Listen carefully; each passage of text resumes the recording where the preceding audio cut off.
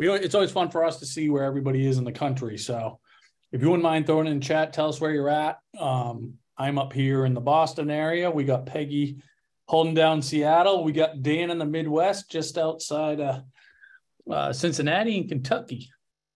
Look at that, guys. We are very well represented geographically, aren't we? Yeah. New York City, Washington, nice. LA, DC, Indiana. My mom's on vacation, Peggy. I don't know if mom tunes in during vacation. Oh, boy. Probably, I would guess. Knowing her, she's tuned in. I don't know. We'll see. I don't know if Mississippi, that's cool. Yeah, I love it. I think we still got to solve Wyoming. I believe that's I don't think we've ever seen Wyoming. Brought to our attention last week. We were represented in all 49 states. Puerto Rico, love it. Outside of Wyoming. So guys, obviously a ton to cover today, right? We don't wear the team uniforms for just any old presentation here, right? This is a big deal when you got three of us bringing out the tie-dyes.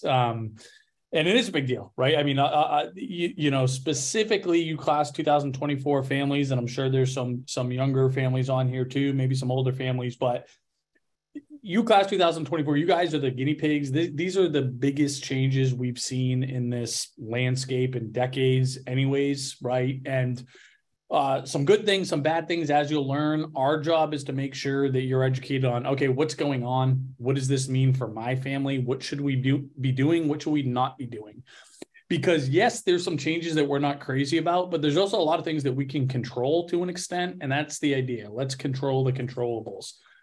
So without further ado, let us do some quick introductions. Again, my name is Matt Carpenter. I'm one of the founders at College Aid Pro. I'm here just north of Boston. I've been doing this for almost 20 years, right? I'm exaggerating, 19 years. So, and this is the only thing I know how to do professionally, and that is guide families through this financial aid and scholarship process. It's what I love to do. I will do it forever, so long as you will let me, because it's incredibly challenging, but it's incredibly rewarding. We know, and Peg and Dan have lived it and breathed it with their kids. Me, I can only empathize. But we know how challenging this is, right? We know what's at stake. We know the financial challenges, psychological, emotional challenges. So that's why, again, it's incredibly rewarding to be able to be a guide, be a shepherd for this really overwhelming process for families. So for those of you that are new, welcome. For those of you who've been with us, welcome back. Let me give a quick introduction to both Dan and Peg, and then let them each say hello. But I have been pursuing both of these guys for years, just been fans from afar to say, these are the type of people that I want to be teammates with. These are the type of people that are utmost professionals that have been doing it forever, doing it the right way. I like to call Peggy the godmother of financial aid, because she is. And we tracked her down out there in Seattle, and again, forced her hand and made her join our team. And I guess maybe that makes you the godfather, Dan. I guess that's the godfather, Dan. Could be. Down there outside of Cincinnati. So anyways, you will see their talents in the coming minutes here. But Dan, if you want to say hello and then maybe pass it to Peggy and we'll get cooking. Great. Yeah. Hey, welcome everybody. Super excited to have you here. Dan Bissig. I have been an independent college consultant for 17 years and work with kids all across the United States and internationally as well. So super excited to be with you.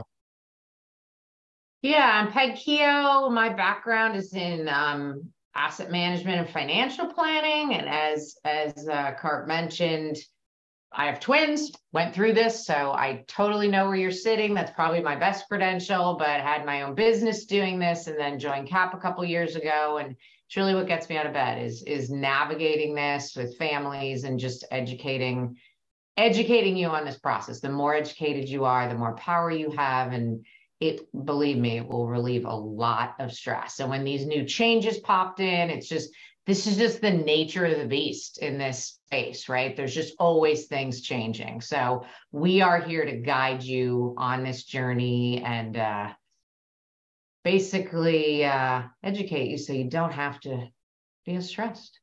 So let's hop on here. Just a couple housekeeping items, because And sorry, let me. This is the first. You'll see that Matt loves to interrupt me, so you'll see that's number one. I do. I told you this is my first one. This is my first one. Let's get it out of the way with. But make sure you stick around to the end, because like we typically do for our live audience, we give preferential treatment too. So we got some, so stay tuned there, but make sure you stay with us to the end, because we'll have some announcements to share with you guys in that regard. Peggy, I am sorry. I'm just teasing you. Yeah, and we will send out a recording, because I know that's always a stressor. So, and if you have questions, we love questions. You got 3 powerhouses here to answer your questions.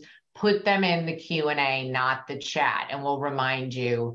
It's just one place to look, and if you want to be anonymous, you can be anonymous. So we appreciate that. So here we go.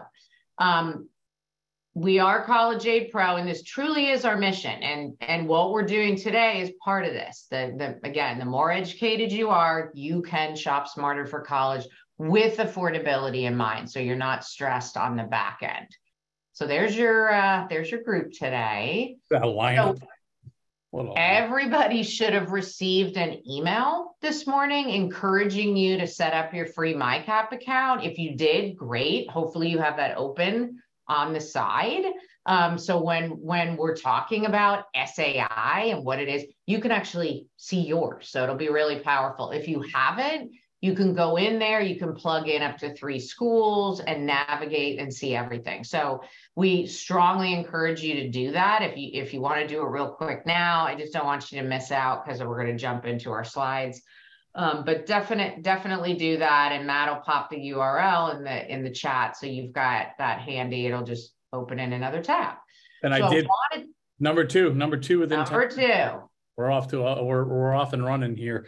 But you may have not got an email this morning. I just put the link in the chat, but the long and the short is this is going to allow you guys to right away, just like Peg said, see what are these colleges actually going to cost me? Where am I going to get financial aid and scholarships? How are these new FAFSA changes going to impact my family? So I recommend that you set that up as we're talking here, because you may not get the emails. A couple of people said. Okay. All right. So I want to just take literally, and so I'm going to go fast, just about 3 minutes to just give you financial aid 101, because we don't know where all of you are as far as your knowledge. So I want to make sure, since we will do a very in-depth presentation on this, so stay tuned for that, watch your email. But I don't want some of the FAFSA changes stuff to not make sense. So let's just quickly talk about financial aid. The big thing, the big takeaway here is all these colleges are discounting. So we have these costs of attendance that we all know have been going up for decades, right? The most expensive schools are pushing $90,000 a year now, which is just crazy. But if you know what you're doing, you should be getting discounts, finding good academic and personal fit schools, but also good financial fit, affordable schools. So how are they discounting? They're doing it in one of 3 ways. The first 2 buckets, starting with the left, are the ones that you want to focus on, because that's the free money. They're giving out need-based grants. And as the name hints to, if you have financial need, colleges will give you basically their endowment in the form of grants. You can also get federal money and state money. So it's not just the colleges. The second bucket in the middle are merit-based scholarships. So that's the flip side. It has nothing to do with your ability to pay. It has to do with your child and their grades and test scores and talents.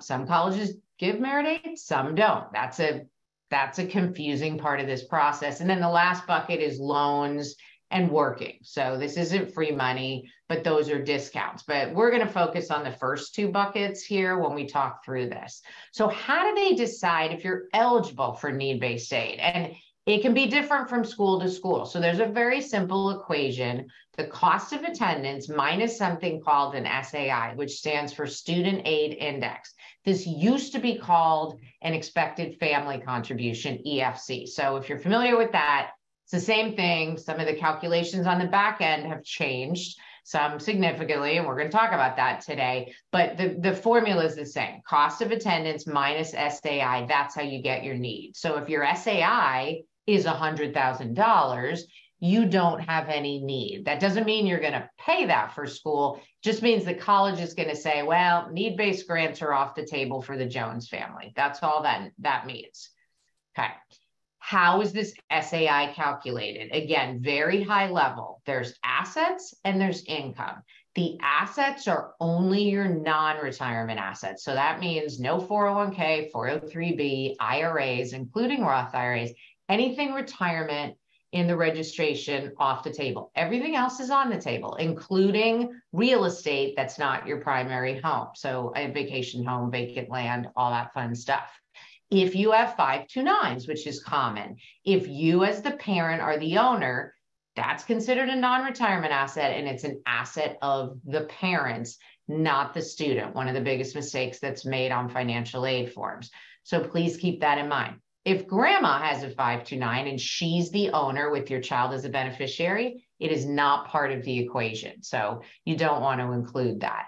And then just high level, I was very clear that real estate, not your primary home. Most schools will not look at the home you live in, but there are a group of mostly private schools that will. And we're going to get in the weeds on this on the other intro webinar we do, but just keep in mind that that's a planning opportunity. I'm a planner by background, as I said, so you don't want to overvalue your home. You want to be honest, but you don't ever want to overvalue things when you're submitting financial aid forms. So just planting that seed, because that's an asset. I would guess most of your kids, there's on this webinar, they have at least one school that's going to look at primary home equity. So just planting that seed around that, and we'll go in more detail on subsequent webinars. The other piece is your income. Parental income is by far the biggest driver, and it's a 2-year look back. We call it prior year. President Obama put this into place. So all you class of 2024 parents, you're going to be, when you get these forms coming up soon, it's all going to be about the 2022 tax year, okay? And then, as you see on the slide, all the way down. Every year, it'll be 2 years back. Assets, on the other hand, are the current value. So you have time to buy the car that you've been meaning to buy, whatever you've been meaning to do to lower your asset base. Income, it is what it is, because we're done with that tax year. It's mostly based on your adjusted gross income. There are some add-ins, but that's the biggest driver there. And for students, there's an income protection allowance for parents too, but it's not that big. But for students, it's gone up quite a bit. It's over $9,400 for that year. So for most kids, it's a wash, right? Even if they have a good job and they work during the school year, they're not making that kind of money. So it's not going to be a huge driver in the SAI calculation for the FAFSA only schools. Okay. So that's high level. So remember my slide where I talked about the 2 buckets. So what if you are a family that has an SAI of 100,000? All 3 of us have worked with thousands of families that's the case. Doesn't mean you don't have planning opportunities and you're done. It really doesn't. So Merit Aid is can fill in that void. Merit Aid is given out by the Office of Admissions, and it's purely these colleges starting to do that discounting I talked about. Most of the time, they have no idea about your ability to pay, and they don't care. They're just starting to do the discounting, and a lot of times they do it similarly to their competing colleges. What's great about it is it's usually offered for all 4 years, as long as the student maintains a certain GPA. So for your 4-year cash flow that you all will do based on my recommendations, you can just pop it in there every year. So it's great. But not all schools award merit the same way. Matt's going to touch on this in a little bit, so you kind of understand there's a lot of nuances here. And we have that built into MyCap, which you all are going to set up your free account. So you will have all that information at your fingertips. So that's like financial aid 101, super, super fast. So let's dive into the FAFSA changes. So first of all, as we've kind of already hinted to, and Matt said, you are the guinea pig, the class of 2024. So that's the FAFSA that's going to go live this December, which is not the norm. Usually it goes live October 1. Because of all these changes and their beta testing, they gave themselves a little bit more time. It's going to be a 1-year deal, hopefully. We don't know the exact date. The minute we do, we'll let everybody know. We're hoping it's close to December 1, but it is sometime in December it will go live. Okay, class of 2024, again, based on the 2022 taxes. And as far as the federal part of this, there's nothing about grandfathering older students. So just keep that in mind. Private colleges, and when the colleges are giving out their endowment money, they have some discretion, but on the federal level, it's done, right? Okay, we're going to hit all these, so I'm not going to take the time to go through that. So first thing, and I've already talked about this, EFC is gone. It's now called the SAI. So there, you think of them the same as far as where they fit in that formula. The FAFSA now, you can submit up to 20 schools. So this is a huge, wonderful change because most kids, or I wouldn't say most, but a lot of kids have over 10. So they have 12. And then there's this whole process of how to deal with it. You don't have to deal with that anymore. So that's great. Your SAI in certain situations can actually be up to a negative 1,500. That was never the case before. And the government put in language around allowances for students that are living at home or with family, because that changes the cost of attendance, obviously, if they're not in a dorm or in some sort of apartment housing, okay? It's going to be much shorter. I've actually been on the demo, and to be honest, it felt a little shorter, but not much shorter. But the FAFSA, it just isn't that long anyways. But technically, it's going from 108 to 36 questions. So that's a positive. So if you've done it before, you'll notice it's probably a little shorter.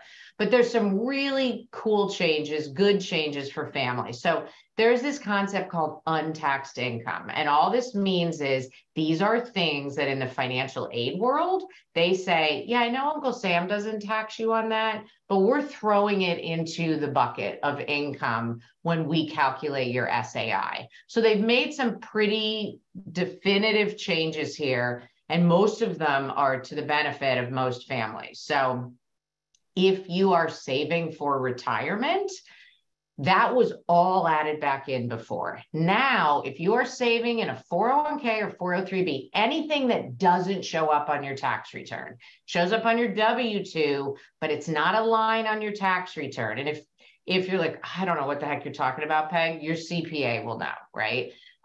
Those are not added back. And that's mostly how people save in 401ks, 403bs from your employer, goes right into your account, your retirement account. Anything, and you see the language here, that's what they use. Anything that is delineated on the tax return is still included. So that's going to be SEPs and simples, tax exempt interest, these things are all on the tax return. So they're still included. If you're an expat, foreign income is included, and it didn't used to be. Okay. So I already hit this top bullet. This one is out. So this is huge because it increased a lot of families' income by $40,000, $50,000 sometimes. And you see here other things, veterans education benefits, workman's comp, all these things are not an add back into your income. If you're clergy or military, your housing and food allowance not added back. I'm going to hit the last two bullets in a minute because they're important. So we'll take a few minutes here. So cash support. If anybody is helping your student, grandma and grandpa, your brother who didn't have kids, anybody who's not on the FAFSA, even a non-custodial parent, if you're divorced, that is not going to be considered income to the student, which it was in the past. So just think of it as, I don't have to include that on the FAFSA. That was assessed at 50%, so that was huge. Grandparents having 529s, taking money out to help. We had to strategize on the timing. We don't need to do that anymore. So huge, huge positive for families. If you are divorced and you're receiving child support, that will be an asset on the FAFSA as opposed to being your income for you as the recipient. As I said earlier, income, and you see it right here, is assessed at a much higher rate than assets. So that's another positive for exclusively for divorced families. Cost of attendance, here's all the line items for the colleges. We talked about it earlier. The colleges are required to disclose all of those on their website, more transparency, which we strongly push. We have a white paper where we grade colleges on their merit scholarship transparency. So huge. All right, I've talked enough here. I am gonna turn it over to you, Carp, and he's gonna hit on a few more very significant changes that are coming down the pike on the FAFSA. These folks are putting us to work here, Peggy. We got, I think we're about 50 questions down, Dan. I'm getting sore here. Okay, so, well, great job. Obviously, Peg just covered a ton of information in a short window. I know for some of you, it seemed like we're moving fast, and we are here. We are going to move fast here because, again, there's a ton of content that we have to cover in a relatively short period of time. Like Peg mentioned, everybody, and Dan put in the chat, everybody's going to get the recording. And also, like Peg mentioned, we're not done talking about this, right? We're here focused on the FAFSA changes today, but especially starting really right after Labor Day, a ton of our education will focus on the mechanics of completing these forms and the due dates and things like this. So I promise you, we're not going anywhere. Okay, so let's talk about this. Is really this is the headline, in my opinion, for these FAFSA changes. Are these really 5 bullet points? I want to skip down to the 5th one because I want to start with the good news, and then we'll kind of talk about the others here that are impacted, I think, in less positive ways, generally speaking. But the biggest victory, and I think I know that we all think this internally, and I think just about everybody that hears these changes feels really good about the fact that the families that need the most help are getting more help, right? The families and the students with the least amount of resources are getting bigger discounts for colleges. They're becoming easier to qualify, both by actually navigating the application itself, right? The FAFSA, because just to pause on that for a second, there's this really heartbreaking statistic that a branch of the Gates Foundation released, where they found that 2/3 of low-income families start the FAFSA and don't complete it. And that's really, really upsetting, because that means that for those families, those students, they're not getting any financial aid. And because they didn't submit the form that's required to be considered at every college, really. And I'm sure a percentage of those didn't even go off to college because they weren't getting any financial aid, or they paid way more than they should have. I think we're really bullish that by making this process itself easier to navigate, and especially for those, again, the students that are on their own, they don't have support at home. Yeah, English is a second language, right? Or maybe maybe there is not an English speaking parent, right? We're trying to help those folks that fit in those buckets, and we're psyched about that, right? However, right, I don't want to give too much of a but of course there's a but. As I look at this, it's not the Department of Education, it's not our federal government that's funding this program, right? It's not the government that's saying, here's some more resources for the families that need it most, the communities that need it most. They're going to essentially be taxing, for lack of a better word, other sectors of the population to help fund this program, right? And again, this is me talking here, but I think the logic will make sense as I explain it. But there's going to be the other massive changes here, and massive changes for families that fit into this category are those that are divorced and separated, right? 2 household families. Those that 2 and 3 is essentially the same here, right? And so families that have more than 1 kid in college at once, right? Peggy is, as you heard, sent twins off, so this would have been a huge blow for her had it have been back when her kids are in college. I'm sure we always have a ton of multiples that tune in here. I'm sure there's plenty of you that have twins. And small business owners, right? That's who's really negatively impacted, I think, for the most part, with these changes. So it's worth taking a couple minutes to unpack each one of these. Number one, divorced and separated families. It used to be that wherever the student lived with the most, what they called the custodial parent, was the household that completed the FAFSA. That's a thing of the past. Now the parent or the household that the colleges and the Department of Education want to complete the FAFSA is the parent that provides the most financial support, right? So in my opinion, their theory is this is usually the household or parent that has the higher income, more resources, the one that's going to give the family a higher SAI, less financial aid eligibility, okay? This is a really hard one, in my opinion. This is a little bit messy. Most of the families that we've talked to, and we've talked to dozens just to kind of have this conversation, on the front lines to say, well, who provides more financial support? I would say, this is anecdotal, but I would say 80% of the families that I've talked to have said You know what? I really don't know. It's probably pretty close. You know, they pay child support, but I pay the mortgage. I'm the one that's buying groceries every week. I'm the one that's saying, here's $20 to go to the movies, whatever. Geez, I don't know. Well, that's great. Okay, that is great if you fit into that 80% category, because that is a great area where we can take some control here. We can be strategic. We can be smart, because obviously it would benefit us to use the parent that completes a FAFSA as the one with the lower income, the lower non-retirement savings, the one that's going to give our family the lower SAI and more eligibility for need-based financial aid. So if you guys are close, if you fit into that, again, anecdotal 80% here, be strategic and see to it that the household that's completing the FAFSA is the one providing the most financial support, and this is is going to give you the most in terms of financial aid eligibility. Now, I also got a ton of questions. I answered at least a handful of them before I was talking, saying, well, what if I'm going through a divorce? We just got separated, and in 2022 we filed together. That's a really complicated one. Certainly that is one. I answered these questions, but we would recommend talk to us offline. And again, at the end here, we'll talk about the specifics of what that looks like. But the short answer is, you basically, as you complete these financial aid applications, want to manually break apart your 2022 taxes and then use whoever's completing that FAFSA, your income, your assets when reporting it as it is today on the FAFSA. But it's a complex one, right? So for those of you that are going through that transition of sorts, I'd recommend that you talk to us so we can get some details and advise accordingly. The other big one, you know, and some could argue, I might argue the biggest one is previous to the class 2024, if you had more than one kid in school at once, the formula accounted for that, right? They said, okay, you have this income and these resources, but you have 2 kids, or you have 3 kids in college at once. So we're going to give you a break, given that you have 3 tuition bills coming each year, whatever the number happens to be. They got rid of that.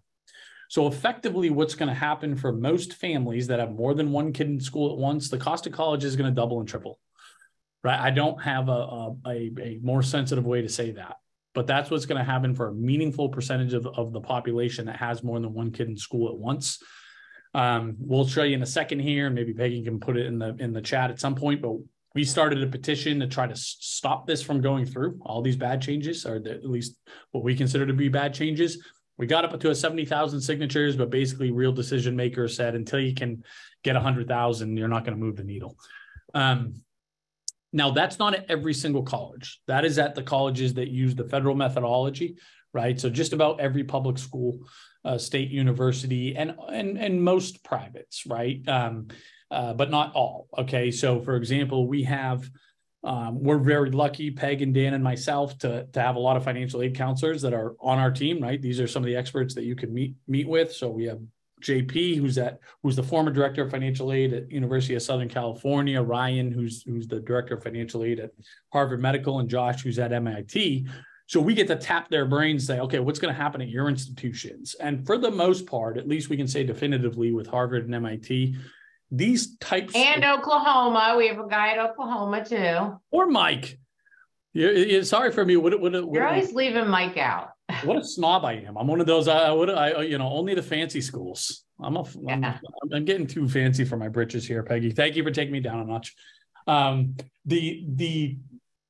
But at these types of schools, and again, I'm generalizing a little bit here because plenty of them have still yet to make their decision of what they're going to do at their institution, but they are not getting rid of the sibling discount. They're going to follow their own rules. They're not going to follow the Department of Education. So although this is happening kind of at all the schools that use the federal methodology, that's not every school. And those that don't have their own decision to make, one institution to the next, right? And again, we know at least a decent amount of these schools that are super expensive, really competitive, but they're going to keep those sibling discounts. So it's not universal.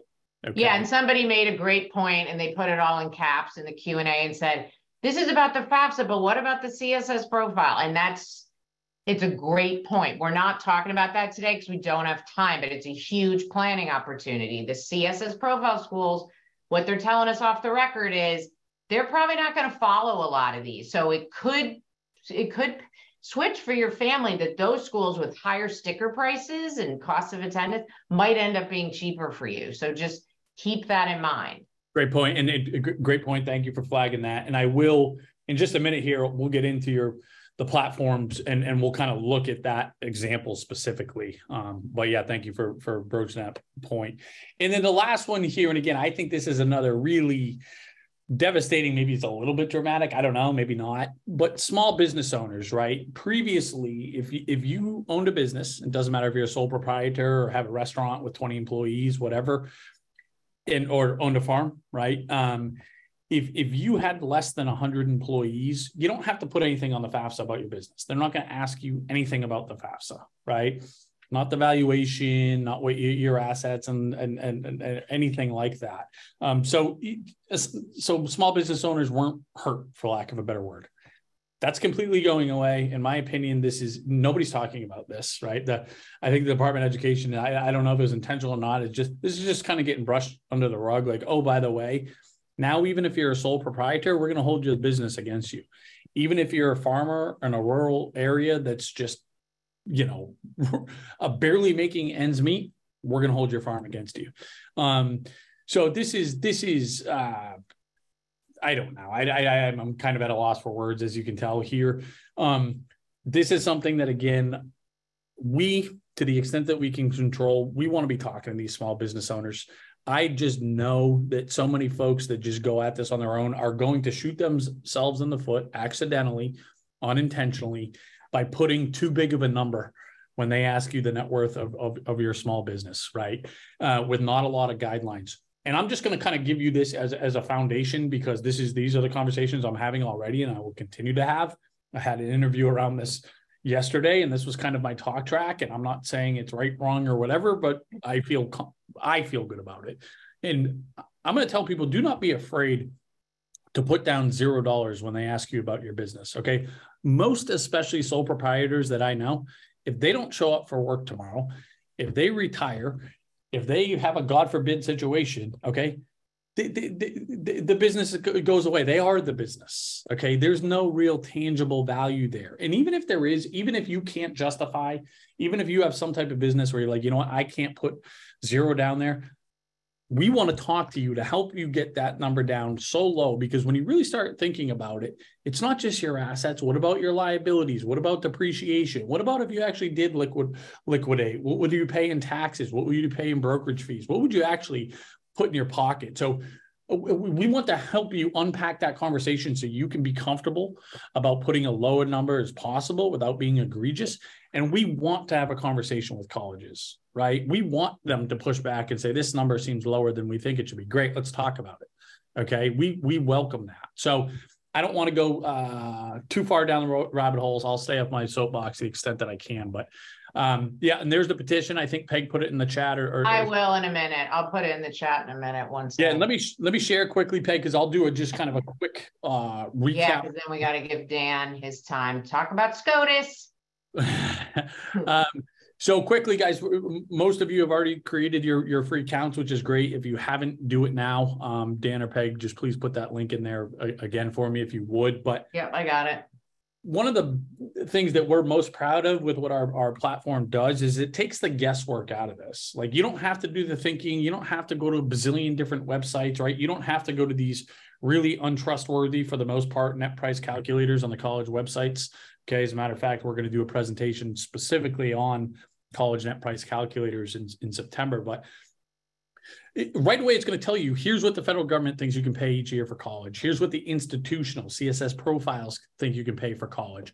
More importantly, what are these schools actually going to cost you? Peg said it, and it's so true.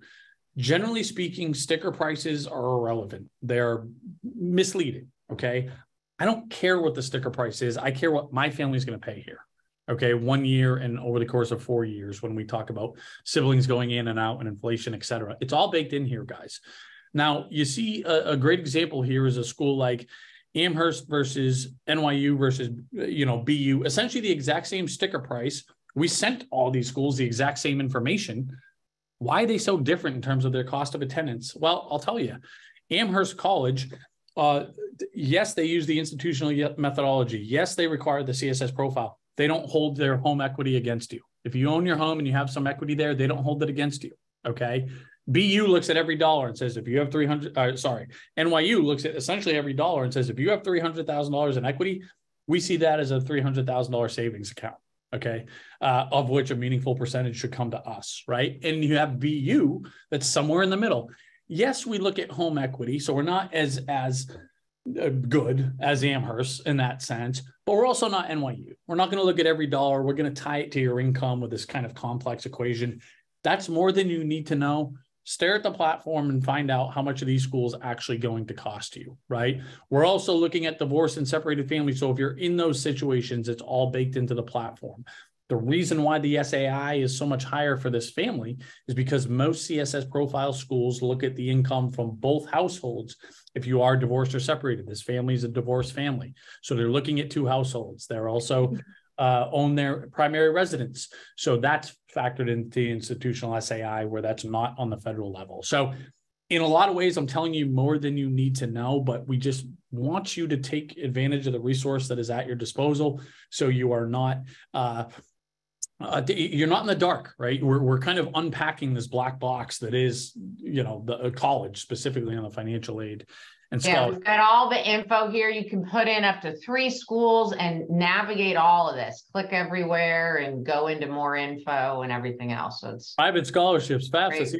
We won't show you, but just I'm going to need to cut you off. Yes, we need to give the stage to Dan. Let's do it.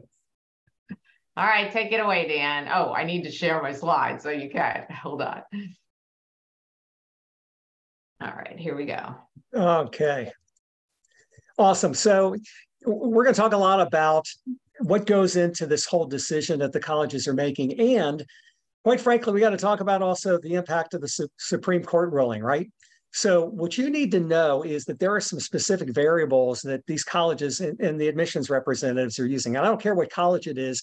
These are the types of things that would come into play. And they're, of course, of utmost importance for the colleges that you're trying to get into that are more selective or where you're trying to get the big scholarships. But academic rigor, in other words, how does the student compare as far as the courses that they've taken versus what they could have taken, or that were available through their high school. And then that leads right to the grades. What kinds of grades did they get in there?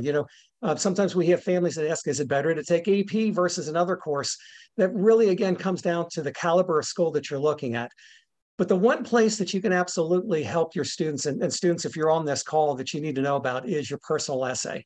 I mean, this is the opportunity for you really to stand out. And what you need to know is this, specifically on the Supreme Court ruling, what they said was it eliminated affirmative action in college admissions, okay? But all the parties agree there is nothing in this opinion that should be construed as prohibiting universities from considering an applicant's discussion of how race affected his or her life, be it through discrimination, inspiration, or other words. And I wanted to give you that exactly so that you understand what's going on here.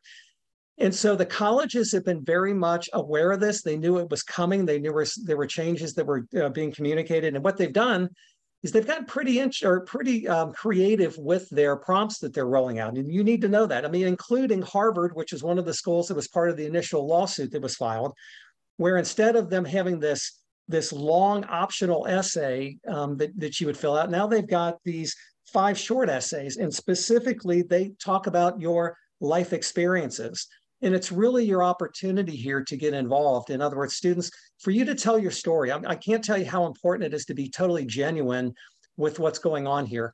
If you've got a background history that you need to share, then share it.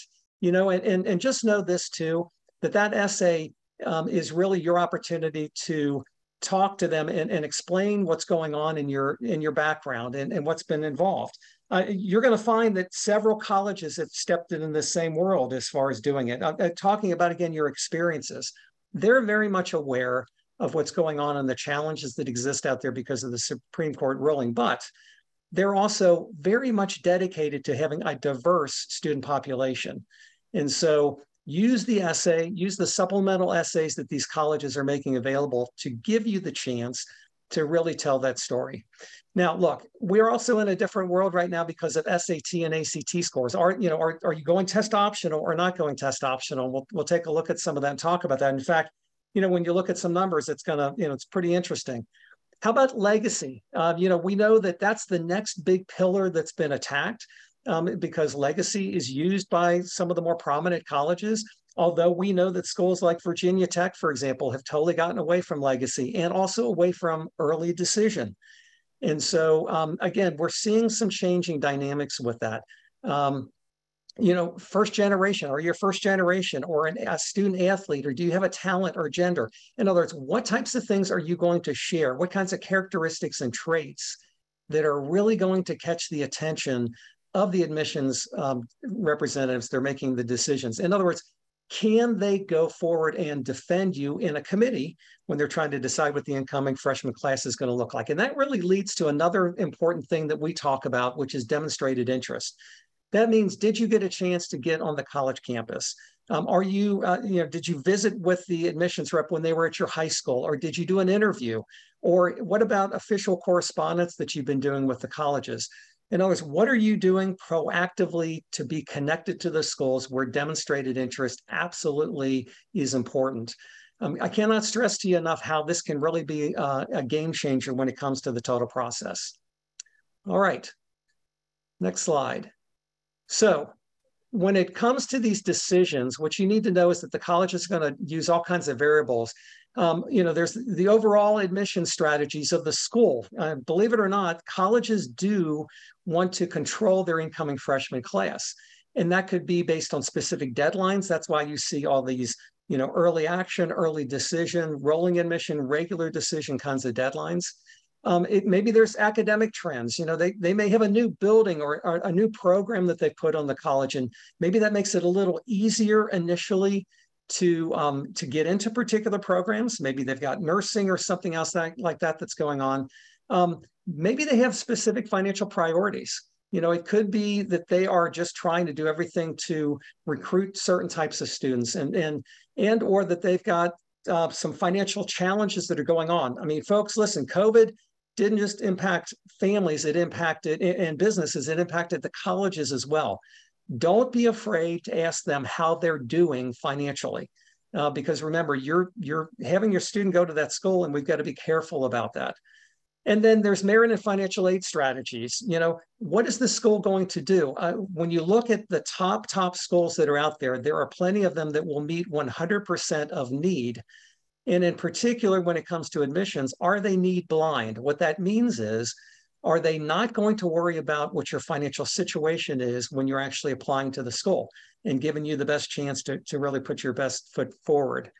Also, maybe it's the student population. We've seen a big increase in the number of females that are applying to colleges. Maybe they're trying to deal with that balance. Or it's the difference between state versus the private schools. Some private schools, let's say in North Carolina, for example, have mandates that say that they can only take so many out-of-state students, and that definitely impacts your ability to get admitted to the school. And then, of course, there's athletic recruiting strategies. This is really an idea of understanding, where do you fit into this? What is going to be the best fit for you moving forward with this college? And, quite frankly, how's the coach approaching you? The challenge with athletics is you don't know where you are in the roster. And so it truly is the ability to give them a reason to say, yes, we'd love to have you. Okay.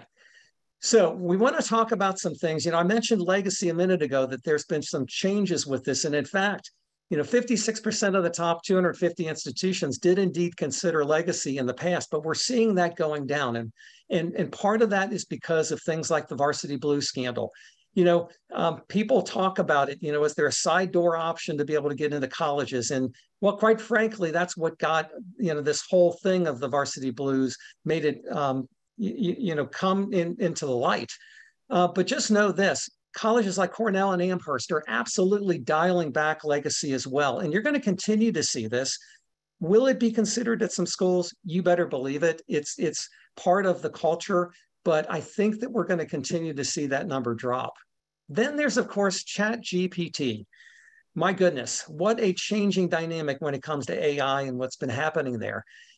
You need to know that colleges are very sophisticated as well when it comes to this, and they are putting in place software tools that are going to scrub your students' essays. And students, you got to be careful, because if you're using that to completely write your essay, don't be surprised if you get red flagged for this, because truly AI lacks empathy and growth and introspection. It's not going to have your voice. It's not going to give you the ability by just using somebody else's creation to do that. And then let's not forget that the application volumes have continued to increase. I mean, you look at the Common Application between 2020 and 2023, there's been a 30% increase in applications. Why? Predominantly because of test optional. And so schools like NYU saw 120,000 applications last year. That's a 13% increase. Or Georgia at 47.3, that's a 10% increase. Northeastern at 96,000. You know, we're seeing this consistently with the top flyer colleges and universities that are out there. And so just realize, just because these colleges are test optional does not necessarily increase your chances of getting admitted to the school. And so it really is important that you still have the academic prowess, the things that they're looking for. You know, it's the academics. That's the starting point. Again, your GPA, your test scores, if you submit those things and so forth. But it's also the rest of your application, your letters of recommendation, your essay, the story that you're telling, the supplemental essays, all these pieces of the puzzle that are super important when it comes to the admissions. Okay. And then when we're looking at the top Ivy League schools, just know this, again, because of this ever increasing number of students that are applying, for the what if, you know, I hear it happen all the time. Students say, I'm going to apply to XYZ University just to see if I get in. And so because of that, we've seen those admission rates drop by 1.5% since 2019. So the top 30 schools are seeing an average of 3.25% drop in acceptance rates, meaning those numbers are coming down. That's what we refer to as their admit yield when it comes to those schools. And again, test optional is the name of the game. That's what's driving this. There are over 2,000 colleges right now that are doing this, that have gone test optional. But we also know that there are some schools out there that have decided to switch back. MIT, Purdue, Georgetown, even the Florida State system of schools have gone back to requiring test scores when it comes to it. Also recognize this. There are some colleges out there that have said, hey, we're not even going to take test scores, like the University of California colleges, for example. These are schools that are saying, we believe that we can admit high quality, top students into our colleges just based on all the other merits of what they bring to the equation. And so, keep that in mind as you're considering your schools. And again, realize it's this whole dynamic of how you're going to apply with or without. As we say, we believe it's a school by school basis that you really need to spend time looking through that. And then don't forget there's early decision, early action. I mean, all these different ways that you can apply. We had a question earlier that just came through about what is a family supposed to do if they want to apply early decision, but then don't know what the financials are going to be.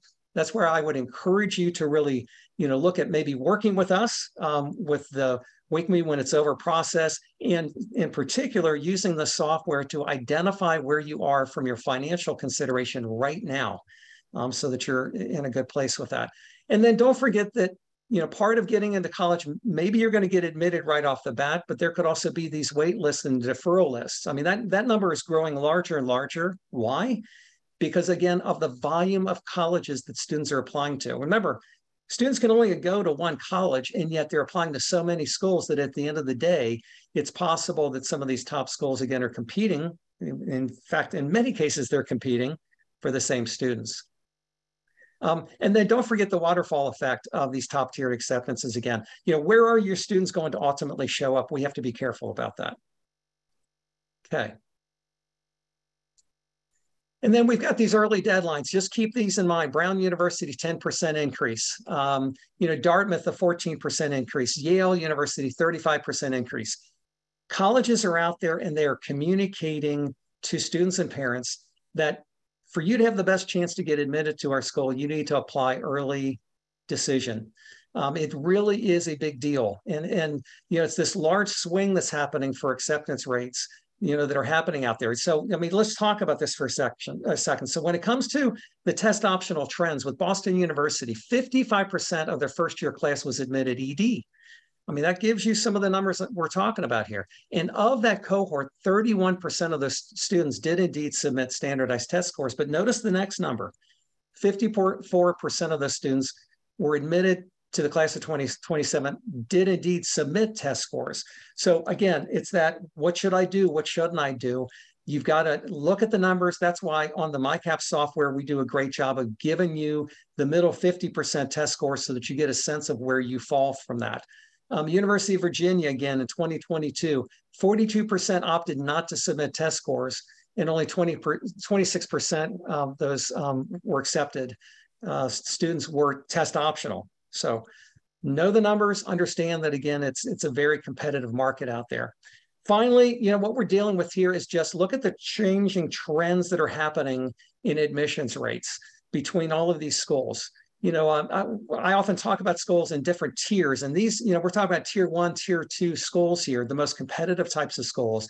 And notice how things from the right to the left have really changed. And they do change. It's a fluctuating situation based on the number of applications and the kind of competition that's going on out there, based on, how many students are applying to these schools. So we have to be, parents and students, very proactive and very realistic about what we're doing, and also make sure that you're doing your research so that at the end of the day, you're applying to the right schools where you have the best chance to get admitted and to thrive in the future.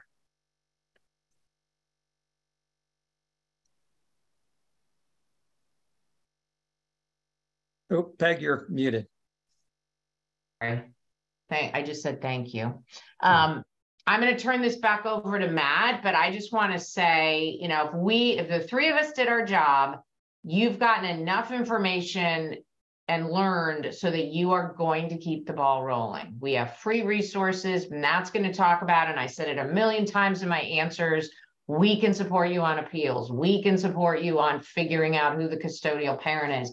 That's where we can step in and help you on this journey. So Matt's going to get into it, but please, please don't say, this was great, and stick it on the pile in your busy life and forget about it. And then think about it later senior year, because that's where it gets super stressful. And literally you could be leaving tens of thousands of dollars on the table. So with that said, I will turn it over to you, Kurt. Yeah, thank you. And to that point, because it's a great one, right? Like, however you just stay engaged with us, just stay engaged with us. We don't care if that just means you take advantage of our free resources and education that we do at least on a weekly basis, right? We're not going anywhere through this whole journey. But I'm going to talk about in a second what we can do beyond our free resources and what that looks like. And there's a tier, right? I think we've tried to come up with a solution that works for just about anybody's budget. And I'll talk through each of those. I had a back and forth with a ton of you around, like, can you tell me how to value my business here? Or how can we be strategic in terms of who we use as a custodial parent? It would be reckless of us to make firm recommendations in a scenario like this, right? That's why we have to unpack your situation, get some details, have a dialogue, and then we can inform you accordingly. And I had, I think this is related here, at least it bubbled up for me. I had an interesting conversation earlier this morning with my wife. Okay. Now I grew up in public schools. I've always been a public school fan. I always would think my kids would go to public schools. My daughter's been at a Montessori for her she's only 8 years old, right? But she's been there, I think, since she was 3. And my wife and I have had more than one animated conversation around, public school versus investing in it and all that. And they all end the same, right? When we do this once or twice a year. And she says, listen, just tell me what you think what would you rather invest in than your daughter's education and development, essentially, right? And that's usually where the conversation ends. Actually, usually around like, damn, you got me there, right? As kind of as hard as it is sometimes to pay the bill. And I share that story, okay, because I'm like, I have a feeling if you represent the most parents that we get in front of, a lot of what you're feeling right now, or a lot of parents feeling right now, is like, my kid has been working their butts off. They are doing their job. They're holding up to their end of the bargain. I want to make sure that I do everything I can to do my part. And I'm feeling overwhelmed. I feel like I didn't save enough. I feel, right, I think there's almost like some guilt that comes up here.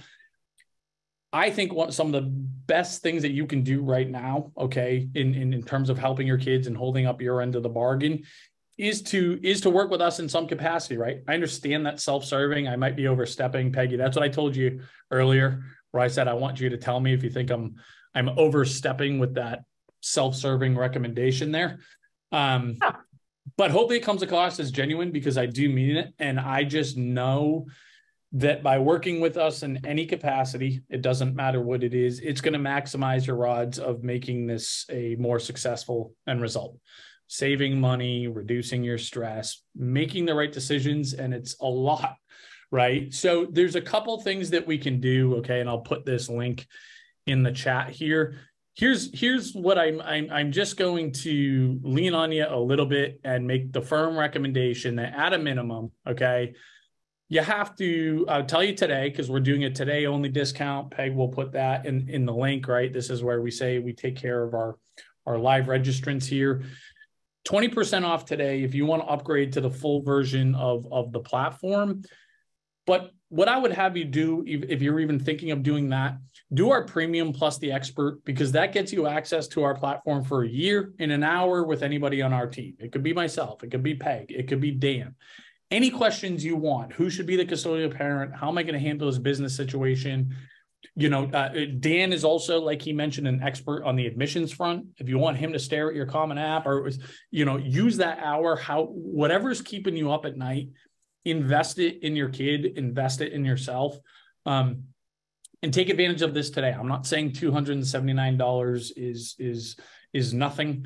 And I'll obviously talk about our more comprehensive services in a second here. But when you look at what's at stake here in the grand scheme of things, don't overthink this one. Right? Don't overthink this one. Okay. You are going to get value out of that. And you can use that hour whenever you want over the next year. So I always like how Peg articulates this. She says, look, if you think you're going to have an important question at any point over the next year, go ahead now and book the premium plus the expert, because you'll pay more for it later, right? If you decide to just get on premium, book an hour later, it's more expensive. So this is your best value. Again, I understand that I'm selling rather aggressively here, but it's because I believe in my guts. This is the best investment you can make in your kids and in yourself in this process right now. I believe it.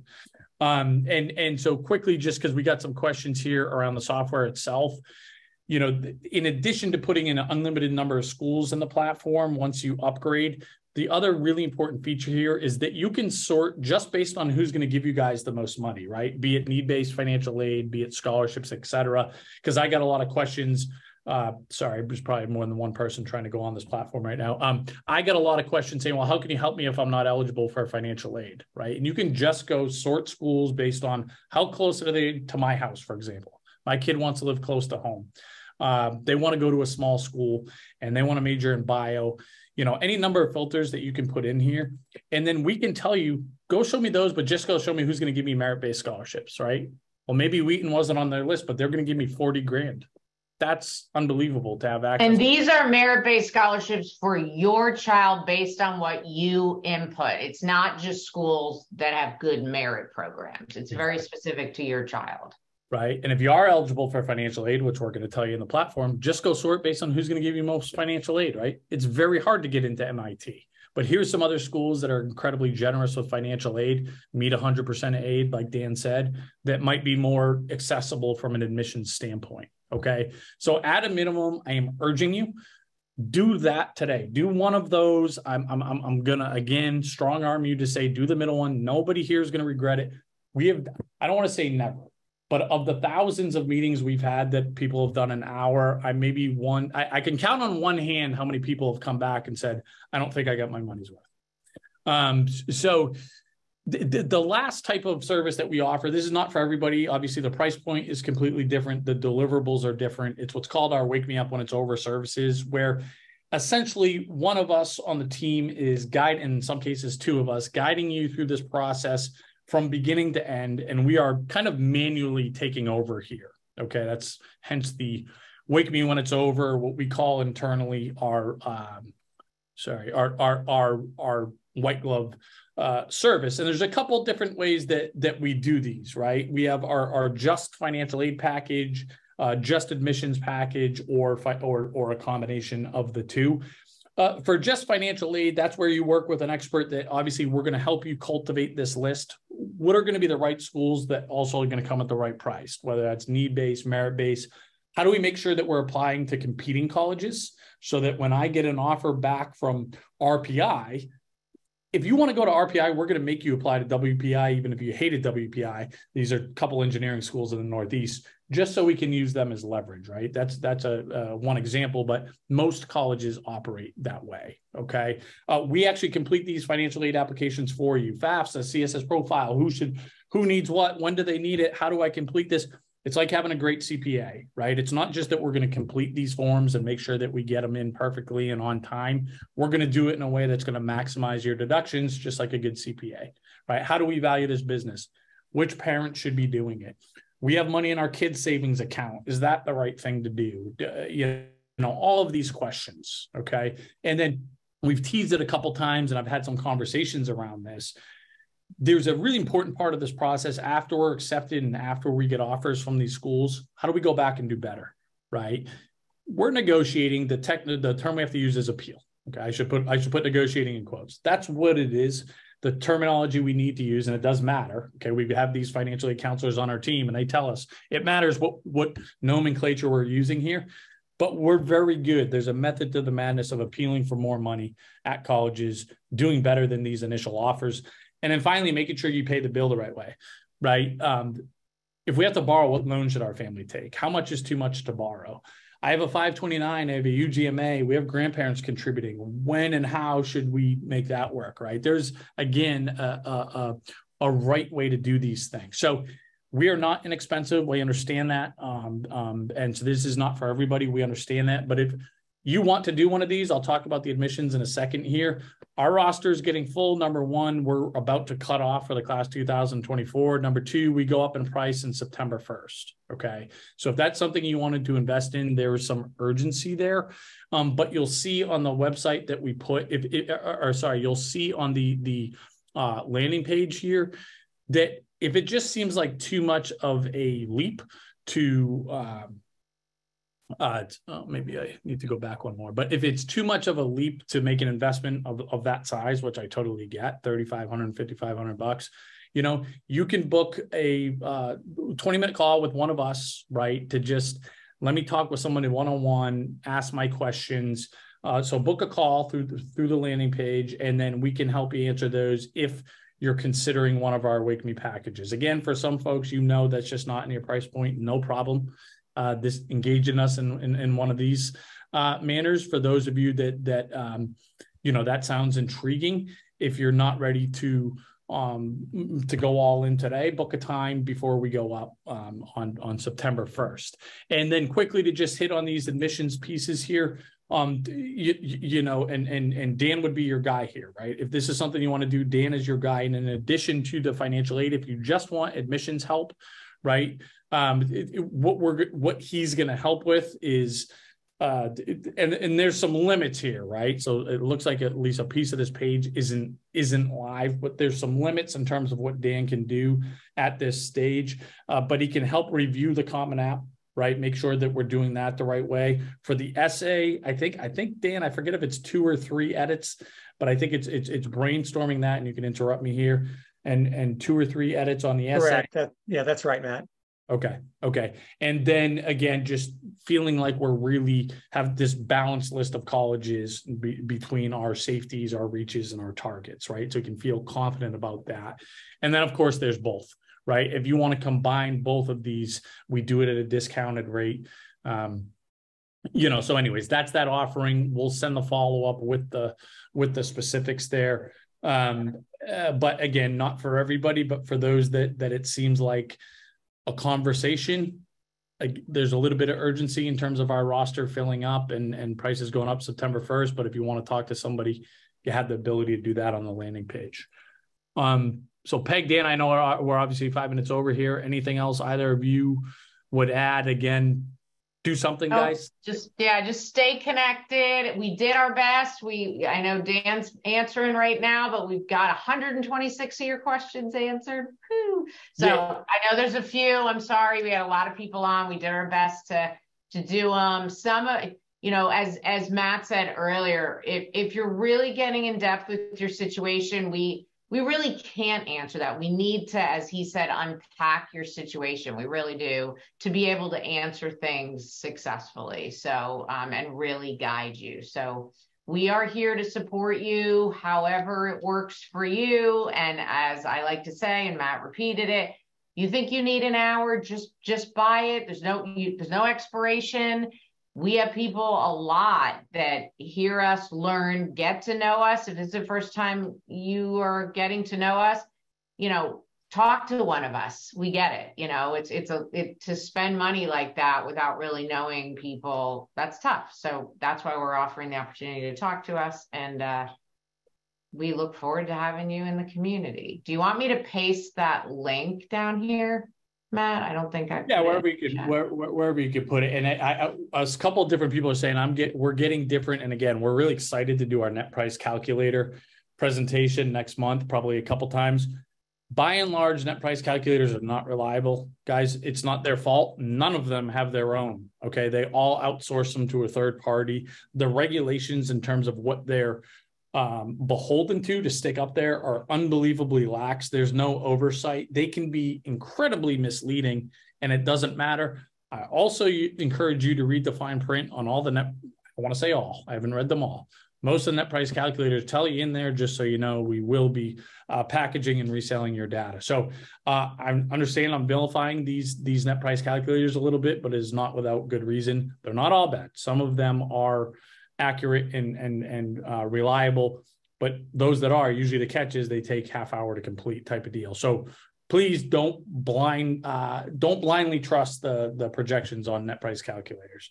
Yeah, we found time and time again that people will come to us, we compare them, and more often than not, we're spot on, right? So anyways. Dan, all right, everybody. Thanks for staying on, and have a great bye, everybody. Rest of your day.